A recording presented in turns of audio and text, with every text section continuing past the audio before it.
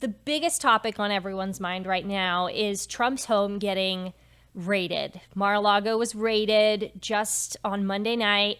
And really, I'd like to know, as your role as the Faith and Freedom Director, you wrote a statement about this. And it was very interesting, the comparisons that you made between Mao and communist leaders like Mao and what is happening nowadays. What are the repercussions that we're going to see of this political targeting? Well, where to begin? So the potential political and I would just say just societal repercussions for this is you are really treading on thin ice. I think whenever a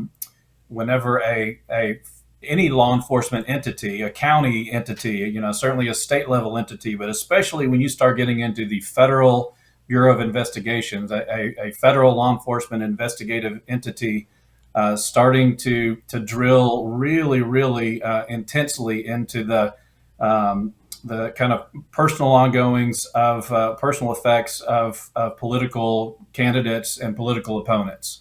So we saw this, really in unusual ways. We won't say completely unprecedented, but unusual ways during right after Donald Trump was sworn in back in 2017. This the collusion, the Russian collusion investigations, and round and round and round. And then that was really kind of not only a witch hunt, but kind of an expedition to try to get to all kinds of other things.